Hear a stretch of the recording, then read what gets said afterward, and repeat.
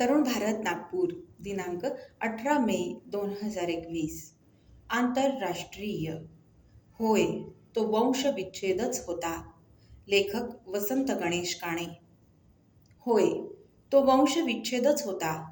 अमेरिकेच्या या स्पष्ट मान्यतेमुळे आर्मेनियनांची चीड बरीचशी शमली असली तरी तुर्की मात्र पार भडकले आहेत. याला आर्मेनियनांच्या दृष्टीनं आज प्रतिकात्मक महत्त्वच उरलंय हे खरंय. आणि तिकडे अमेरिकेचा नाटोमधला म्हणजे नॉर्थ अटलांटिक ट्रिटी ऑर्गनायझेशनमधला एक महत्त्वाचा साथीदार तुर्कस्तान मात्र चांगलाच संतापलाय. असं होणार याची कल्पना असूनही हा कबुली जबाबवजा खुलासा केलाय बलाढ्य अमेरिकेचे नवनिर्वाचित अध्यक्ष जो बायडेन यांनी. बायडेन यांच्या या एका वाक्याला जगाच्या इतिहासात महत्त्वाचं स्थान मिळणार आहे. पहिल्या जागतिक महायुद्धातील ऐतिहासिक कत्तल. पहिल्या जागतिक महायुद्धात ऑटोमन साम्राज्याचं पतन होत असताना ही ऐतिहासिक कत्तल घडलेली आहे. आजवर एकाही अमेरिकन अध्यक्षानं असं स्पष्ट कथन केलेलं नाही. ते आजवर या प्रश्नी फक्त शब्दच्छलच करीत आले आहेत. सर्व आर्मेनियन जनतेनं या वक्तव्याचं एकमुखानं स्वागत केलंय. ही बाब मान्य व्हावी यासाठी आर्मेनियातील कार्यकर्ते एका शतकांहून अधिक काळ सातत्यानं आग्रह करीत होते. पण तुर्कस्तानला नाराज करणं अमेरिकेनं आजवर टाळलं होतं. आता तुर्कस्तानमध्ये नुसता अंगार उफाळलाय. तुर्कस्ताननं साफ नाकारलंय की 1915 ते 1917 या काळात जे 15 लाख आर्मेनियन लोक मृत्युमुखी पडले त्याला वंशविच्छेद म्हणताच येणार नाही.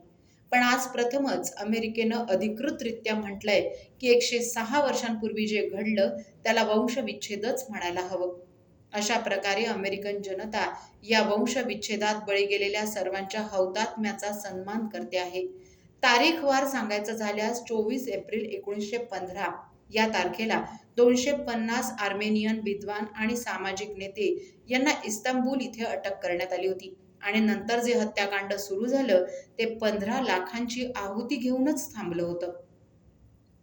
तेव्हापासून आर्मेनियन वंशविच्छेद स्मृती दिन 24 एप्रिलला दरवर्षी पाळला जातो. गेल्या वर्षी म्हणजे 2020 मध्ये अध्यक्षपदाचे उमेदवार असताना ऑटोमन साम्राज्याच्या विनाशाच्या अखेरच्या वेदनांच्या आठवणींना बायडेन यांनी उजाळा दिला होता.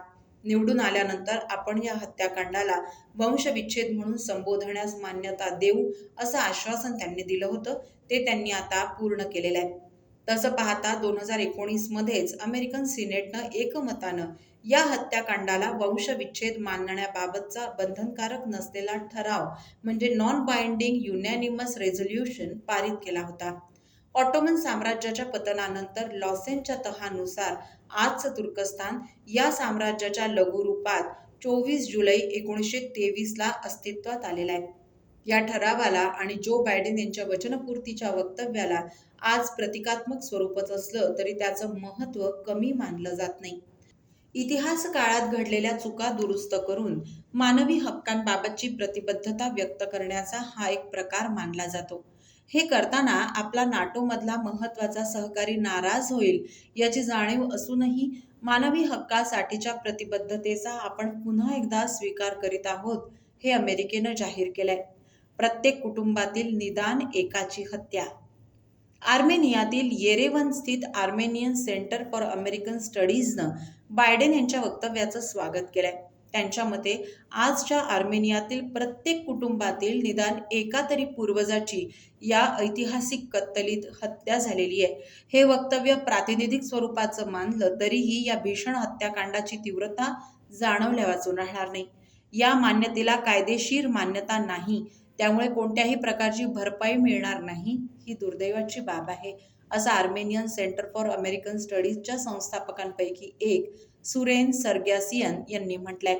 पण त्याचबरोबर आता तरी उरलेली इतर राष्ट्रही अमेरिकेचं अनुसरण करतील अशी अपेक्षा त्यांनी व्यक्त केली आहे. आजवर फ्रान्स, रशिया, कॅनडा आणि लेबनॉन यासह 30 देशांनी या हत्याकांडाला वंशविच्छेद म्हणून मान्यता दिलेली आहे. खुद्द तुर्कस्तानचं म्हणणं काय आहे? तुर्कस्तानला हे मान्य आहे की पहिल्या महायुद्धात ऑटोमन सैनिकांबरोबर लढताना अनेक आर्मेनियन मारले गेले, हे सत्य आहे. त्यांच्या दुःखात आम्हीही सहभागी आहोत. पण 15 लाख ही फुगवून सांगितलेली संख्या आहे. तसंच हा वंशविच्छेद नव्हता, कारण अशी काही पद्धतशीर आखणी झाल्याचं आणि ती तशीच पद्धतशीरपणे कृतीत आणल्याचे पुरावेही सापडत नाहीत. वंशविच्छेदात या 2 बाबी अभिप्रेत असतात. असा कोणताही कट करून तो अंमलात आणला गेलेला नाही. युद्धातील इतर मृत्यूंसारखेच हे मृत्यू आहेत. तुर्कस्तानचे अध्यक्ष रेसेप तय्यिप एर्डोगन यांनी जाहीर केलेलं वक्तव्य काहीसं या आशयाचं आहे. आजवर कोणत्याही अमेरिकन अध्यक्षानं एवढ्या स्पष्ट शब्दात आर्मेनियन वंशविच्छेदाचा उल्लेख केलेला नाही. रेनॉल्ड रेगन यांनी आर्मेनिया, कंबोडिया आणि हॉलोकास्ट अशा तिन्हींचा एकत्र उल्लेख 1981 मध्ये केलेला आढळतो. यानंतर प्रत्येकानं हा विषय टाळलाच आहे. याचं कारण एकच होतं. मध्य पूर्वेतील तुर्कस्तान हा अमेरिकेचा नाटोमधला महत्त्वाचा साथीदार होता. त्याला नाखुश करणं अमेरिकेला अडचणीचं ठरलं असतं. मग आताच काय घडलं किंवा काय बिघडलं? एक असं की तुर्कस्ताननं रशियाकडून 440 क्रमांकाची शस्त्र प्रणाली विकत घेतली. तर दुसरं असं की सिरियाच्या प्रश्नी तुर्कस्तानची भूमिका अमेरिकेला आताशा खूपच खुपणारी झाली आहे. थोडक्यात काय की सत्याची बाजू घ्यायला सुद्धा असं काहीतरी घडावं लागतं. एरवी अमेरिकेनं हे सत्य झाकलेलंच ठेवलं असतं असं म्हटलं तर ते चुकेल का? निवडून आल्यानंतर 3 महिने उलटून गेल्यानंतरही बायडेन आणि एर्डोगन यांच्याशी बोलणं झालेलंच नव्हतं. याचा अर्थ असा होतो की या 2 देशात आता पूर्वीसारखे घनिष्ठ संबंध राहिलेले नाहीत. 3 महिन्यांनंतर जे बोलणं झालं त्यातही औपचारिकताच जास्त होती. यात आर्मेनियाचा तर उल्लेखही नव्हता. उलट नाटो शिखर परिषदेच्या वेळी फावल्या वेळात परस्परांच्या हितसंबंधांबाबत आणखी चर्चा करू एवढंच काय ते ठरलं होतं. आश्चर्य असं की या करारावरची शाई वाळते न वाळते तोच म्हणजे दुसऱ्याच दिवशी बायडेन यांनी आर्मेनियातील हत्या हा वंशविच्छेदच होता असं विधान केलंय. यावर तुर्कस्तानच्या परराष्ट्रीय मंत्र्यांनी लगेचच बायडेन यांच्या विधानाचा खरपूस समाचार घेतला.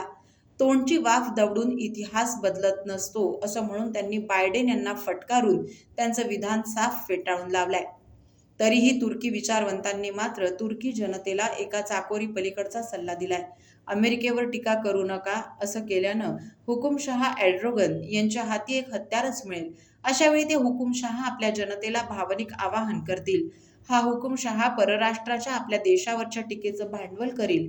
कोरोना आणि आर्थिक विपन्नतेवरून देशाचं लक्ष या प्रश्नावरच केंद्रित व्हावं असाही प्रयत्न करेल. बायडेन यांनी वेळ साधली. बायडेन यांच्या विधानावर ड्रोजन आक्रमक भूमिका कदाचित स्वीकारतीलही, पण तिला चढफडण्यापेक्षा जास्त किंमत असणार नाही. कारण प्रत्याघातासाठी तुर्कस्तानपाशी अन्य पर्याय उरलेलेच नाहीत.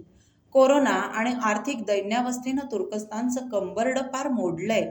तरीही तुर्कस्तानी जनतेला अमेरिकेच्या अध्यक्षाच्या वक्तव्यामुळे संताप येईल आणि त्यांचं भावनिक उद्रेकही पाहायला मिळतील, हे मात्र खरं आहे.